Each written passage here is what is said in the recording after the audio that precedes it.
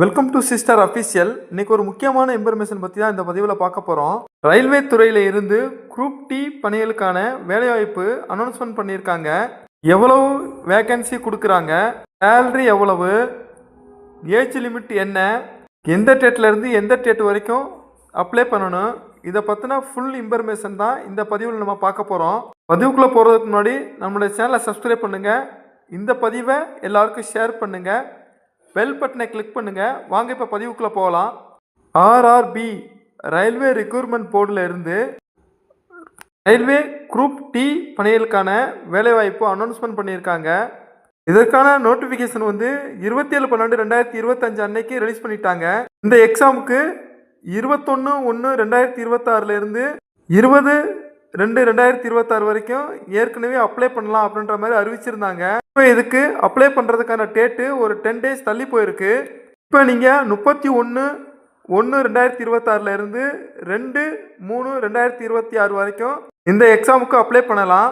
இந்த பணிகளுக்கு டோட்டலாக ஒரு 8 வகையான போஸ்டிங் அலாட்மெண்ட் பண்ணியிருக்காங்க. போஸ்டிங் வாரியாக ஒவ்வொரு போஸ்டிங்க்கும் எவ்வளவு வேக்கன்சி அப்படின்றதையும் தெளிவாக கொடுத்துருக்காங்க. மொத்தம் டோட்டலாக 22,000 வேக்கன்சி கொடுத்துருக்காங்க. ஆல்மோஸ்ட் இது கொஞ்சம் அதிகப்படியான வேக்கன்சி தான். இந்த வேலைவாய்ப்புக்கான குவாலிஃபிகேஷன் கொடுத்துருக்காங்க. அதாவது 10th பாஸ் பண்ணியிருக்கணும், அது ஐடிஐ கோர்ஸ் கம்ப்ளீட் பண்ணியிருக்கணும் தான் இந்த ஜாப்புக்கான குவாலிஃபிகேஷன். இந்த ஜாப்புக்கான ஏஜ் லிமிட் என்ன அப்படின்ற பற்றி கொடுத்துருக்காங்க. ஏஜ் 1/1/2026 அப்படின்ற தேதியிலேருந்து கணக்கிடுறாங்க. 18 வயசுலேருந்து 34 வயசு வரைக்கும் இந்த ஜாப்புக்கான ஏஜ் கொடுத்துருக்காங்க. இதில் ஏஜ் ரிலாக்ஸேஷன் வேறு கொடுத்துருக்காங்க. எஸ்சி எஸ்டிக்கு 5 இயர்ஸ் கொடுத்துருக்காங்க. ஓபிசிக்கு 3 வருஷம் ஏஜ் ரிலாக்ஸேஷன் கொடுத்துருக்காங்க.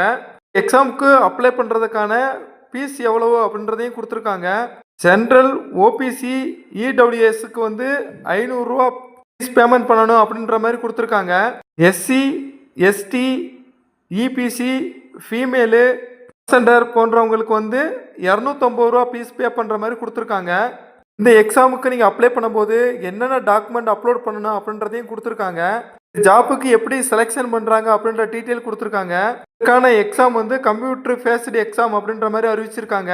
செகண்டு ஃபிசிக்கல் எக்ஸ்பீரியன்லி டெஸ்ட் அப்படின்னு சொல்லி ஒரு டெஸ்ட் வேறு அனௌன்ஸ்மெண்ட் பண்ணியிருக்காங்க. டெஸ்ட் படி ஆண்கள் 35 கிலோ வெயிட்டை 2 நிமிடத்தில் 100 மீட்டர் தூரம் எடுத்துகிட்டு போகணும்.